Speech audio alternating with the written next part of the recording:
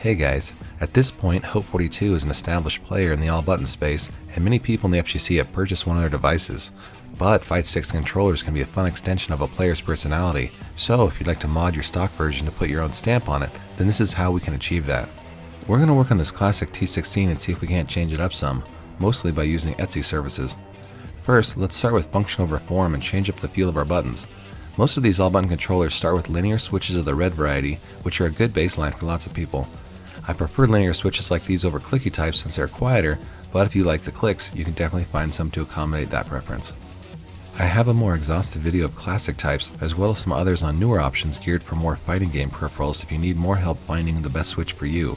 For this demo, we're going with KL Ghost switches. I grabbed this set from Haute42 Printing on Etsy. These are the specs. Then we need to remove the stock switches. You can easily remove the caps with one end of this tool and then pull the switches out with the other end. Since they are apart, we can also change out the caps for something different. Before we get too carried away though, let's look at some custom artwork and the custom splash screen elements. I visited the Haute42/Cosmux Discord, which is pretty active. There, a user named Keys takes commissions in a variety of styles. Basically, I just told them to whip me up something with some sugar skulls, and they could have free reign to execute however they wanted. A few days later, they kicked this design back to me alongside an appropriate companion splash screen image. You can always hand cut art prints, but I try to stay away from that if I can help it. It's just so much cleaner when it's laser cut. Options for having art printed and cut have expanded recently, with Focus Attack taking on many Haute42 templates. I commissioned this work before that, however, and went through the same Haute42 Printing Etsy shop where I originally grabbed those ghost switches. Then line up the switch prongs carefully with their respective holes. Hold against the back of the PCB firmly and press the new switches into place. Then with the art printed and cut, we just sandwich it underneath the top plexi and can screw it all back together. There's one more quick change we can do before that, however. There was another Etsy shop, JTech Workshop, selling replacement keycaps in a variety of styles. I just sent them some funds alongside a picture of our artwork and told them to give us something fitting. To match our theme, they sent us the following colors.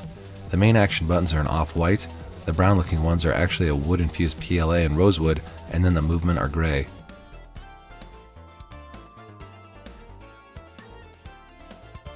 Now, we can screw everything back together and look to the underside. A user can also get art for this area, but I think a foam pad helps the device to sit nicely in the lap.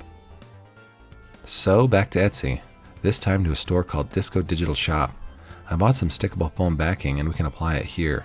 My 30s are about at their end here, so this foam will be nice and cushy on my old and aching bones. Plus, you can sometimes get ones with some etchings. We can also give it that final push with tweaks to the LED lighting and the OLED screen. I received this little splash screen image along with the purchase of my art. I have a detailed video on the whole process here, but to keep things brief, I plugged it in on the GP2040 CE web configurator and then tweaked the button lighting in the same way. Almost done now. Then to show off and display our controller when we aren't using it, I went to, you guessed it, Etsy, and a shop there called Thermoset Designs. They sell arcade stick display stands, so I grabbed this one in pink.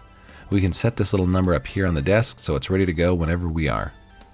So we've gone from a bare and sterile device to one with just a bit more pizzazz. I hope this helps you in your own modding journey. Please leave a like if you found value in the content. This video isn't sponsored, and I paid full price for all my wares from these little shops. I just like to showcase up-and-comers helping to conquer little problems in our niche. The links to all of the Etsy vendors mentioned here are in the video description. Want more fight stick stuff? Click here. Support your locals, and I'll see you next time.